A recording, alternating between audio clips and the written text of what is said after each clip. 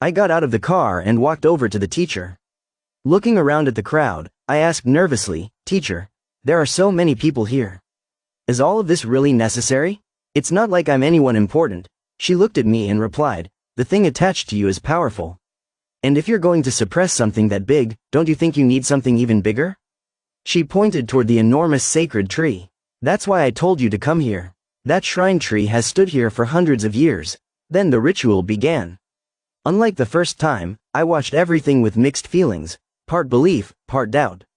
The air filled with the deafening sounds of traditional ritual instruments, clashing gongs, the sharp ring of handheld cymbals, and the deep pounding of drums. The teacher chanted loudly as she leapt and danced around the ritual space with astonishing intensity. After a while, she pointed at me and shouted, "Get on your knees and pray." So I knelt on the ground without another word and prayed as sincerely as I could. As I knelt there praying, the music suddenly stopped. The drums fell silent, the gongs stopped ringing, everything went completely still. The teacher froze where she stood. Then, without warning, she slowly began tilting her head from side to side. The movement was exactly the same as the figure I had seen during my episodes of sleep paralysis, the Great Spirit. That used to sway its head in that unnatural way. It was identical. Then she began imitating its eerie laugh. The very same laugh. Slowly, she walked toward me. Since I was kneeling, she bent down until her face was only inches from mine and stared directly into my eyes. Then she spoke, "My child, I devoured every evil thing that came near you. I punished those who harmed you. So why do you try to cast me out instead of honoring me?" I instinctively opened my mouth to answer. Before I could speak, someone behind me shouted, "Don't answer. Don't say a word." I froze. The other shamans surrounding us suddenly began shouting curses at whatever was speaking through the teacher. "Where did you crawl out from? How dare you pretend to be a god and torment someone with a weak heart? Tell us your name, tell us where you belong." The teacher suddenly bent backward at an impossible angle. Her body arched as she looked upside down toward the others. Then she answered, "You insignificant creatures.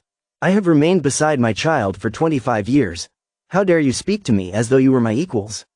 The voice was unforgettable. One moment it sounded like a man's deep voice. The next, it shifted into a woman's.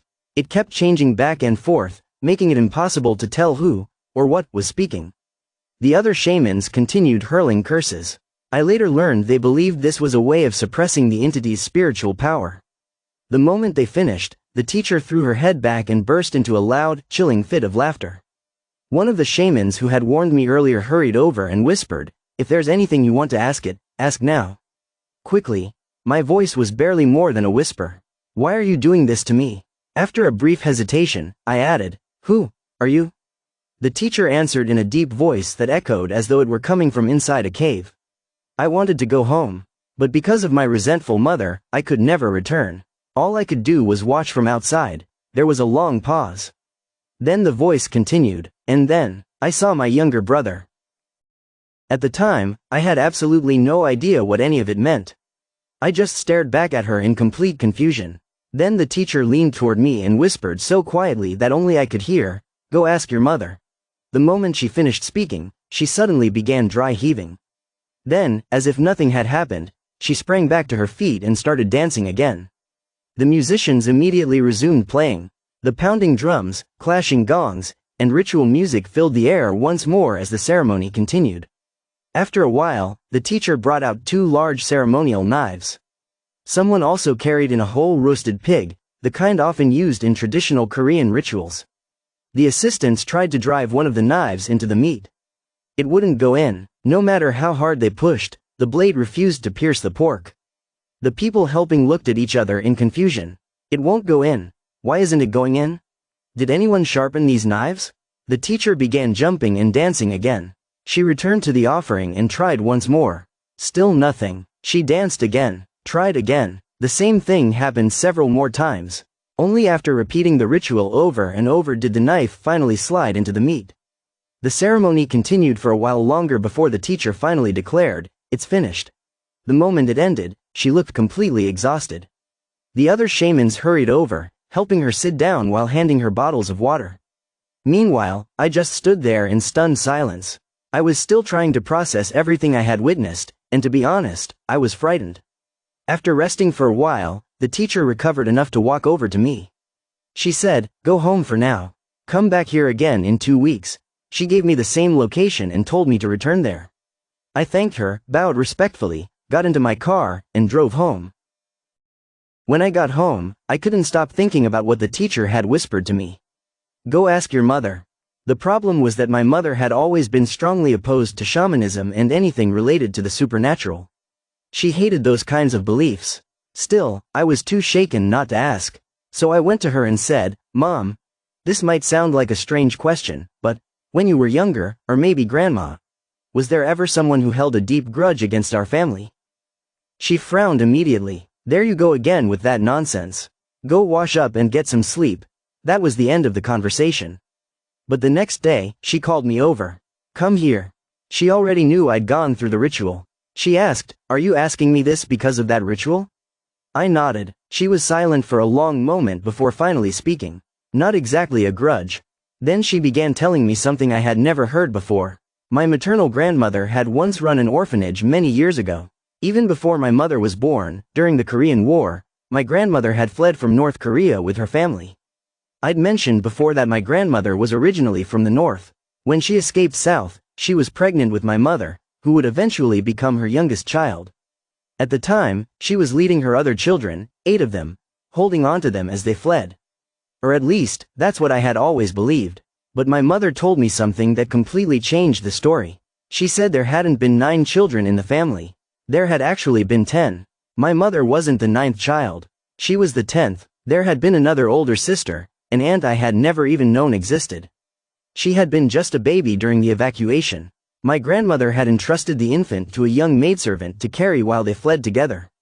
But somewhere during the chaos of the escape, the maid disappeared, and so did the baby. Neither of them was ever found again.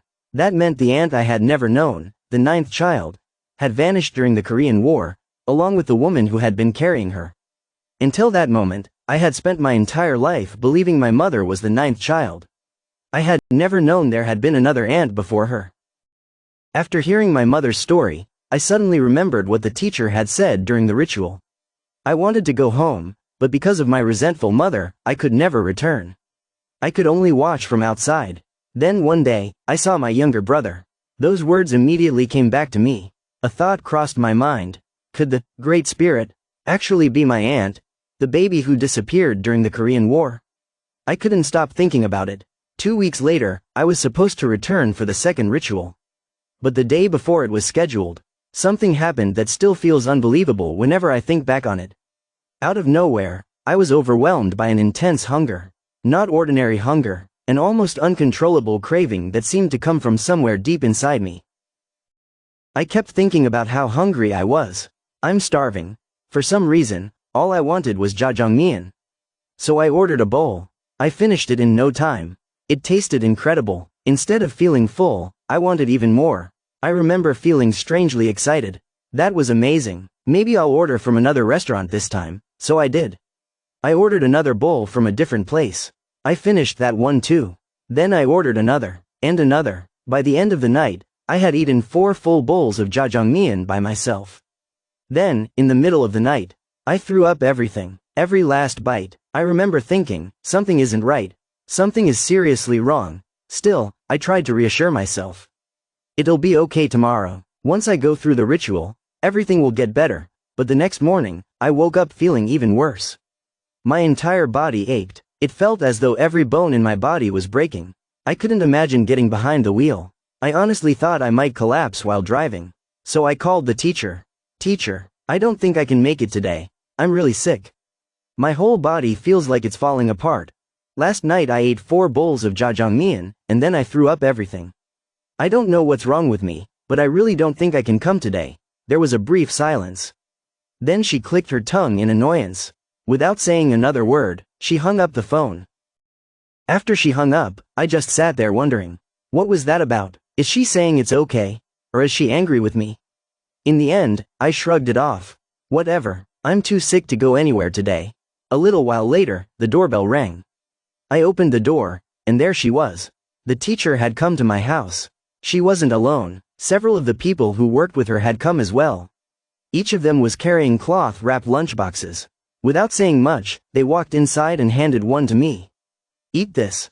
Inside was a simple meal, steamed white rice with several vegetable side dishes. But the moment I looked at it, I felt sick. Even though I hadn't eaten anything all day, I couldn't stand the smell.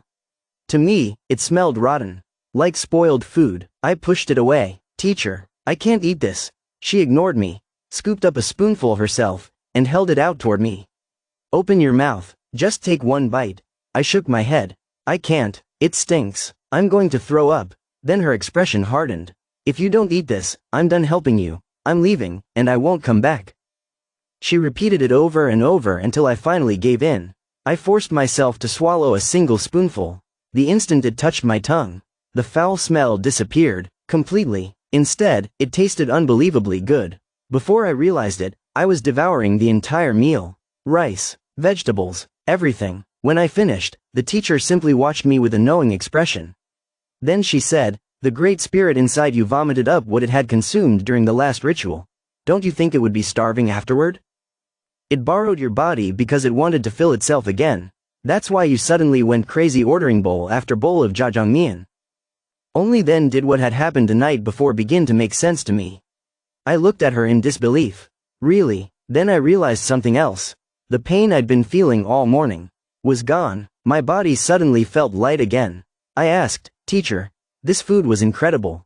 What was it? How did you make it?" She smiled. That rice had been offered in a sacred rite. It was prepared from rice that had already been blessed through ritual offerings. Then she added, "If you ever find yourself unable to eat again, or if your body suddenly starts failing you like this, call me. I'll prepare another lunch for you." I thanked her sincerely. Not long afterward, we began the second ritual. After the second ritual, things continued from there. Up until now, I had gone through that ritual process a total of 4 times. After about the 4th time, the teacher finally told me, "You don't need to do this anymore. Everything that was inside you has already been released. Everything that needed to come out has come out. You don't need any more rituals." But she repeated the warning that Dolby's mother had given me before. Don't go to funerals or places like that. If you do, that thing might feed on them again. Don't go to places filled with negative energy. If you do, it can consume more things again. I told her, "Okay, I understand." Then I shared something my mother had told me. I explained that my mother had told me about the aunt we had lost during the Korean War. I said, "I think maybe that spirit could actually be my aunt." The teacher thought about it and replied, "It's possible. From what I've seen, for something to become attached to you and intertwined with you that deeply, it usually isn't something unrelated. Something that stays connected to a person like that is often tied by some kind of bond." Then I reminded her of what I had mentioned before. My maternal grandmother had always kept a small shrine-like space in her room, where she placed Buddhist statues and prayed regularly. She had also placed peach tree branches around the corners of the house, almost as if she was creating a protective barrier. When I told the teacher all of this, she became thoughtful. Then she said, "Maybe that spirit did something like this. I wanted to see my mother, but because of my mother, I couldn't enter." That's what he said. "Maybe because your grandmother kept placing peach tree branches around the house and praying constantly, the spirit wanted to go to its mother, but it couldn't enter because your mother was inside. So it became filled with resentment there, gradually turned into an evil spirit, and then, after seeing your mother, it attached itself to her and eventually attached itself to you while you were still in the womb." That was how he explained the connection. So even now, I think, then maybe the great spirit attached to me was actually my lost aunt. That thought still remains with me. I still keep in contact with that shaman. During Lunar New Year, I bring gifts because I'm grateful for all the help I received. Apparently, many people have also been helped by that teacher. Whenever I go to visit him, there are always other people there too. There are usually 3 or 4 people standing in line, holding gifts wrapped in cloth. I greet them and we talk. They say things like, "The teacher helped me," and share their stories. Then when the teacher comes out, he always looks at the gifts and jokes. "Hey, this person brought meat. Why did you only bring apples?" He would say things like that in his usual blunt and gruff way. Then he told me, even if it's 20 or 30 years from now, as you continue living your life, that spirit attached to you will eventually accumulate negativity again. It will inevitably keep building up that poison by consuming other spirits around it. Whenever that happens, you have no choice but to come back and receive a ritual again. There is no other way. He continued, if you listen to someone else and try to remove it completely from your body, one of two things will happen. You will either lose your mind or you will die. So in the future, if your body starts feeling strange again, or if something feels different when you experience sleep paralysis, or if you feel like something is wrong, always come and see me. So I asked him, but teacher, what happens if you pass away? What am I supposed to do then? He just smiled and said, what do you mean, what will you do? You'll have to come with me, won't you? He was joking around, trying to tease me. Then he said, don't worry. My daughter is already following in my footsteps and continuing this work. If I'm no longer around, my daughter will help you. So don't worry too much. Hearing that made me feel really relieved. And that's how I've continued living until now. Even now, I've always been someone who is prone to sleep paralysis, so it still happens to me sometimes. But like Didalbi's mother once jokingly said, it's not the great spirit anymore. It has become a small spirit, and honestly, it feels exactly like that. When I see it during sleep paralysis these days, it doesn't appear as frightening as before. Sometimes it's just sitting curled up in the back, or standing behind me quietly watching. It looks like it has lost its strength, almost like it has become weaker.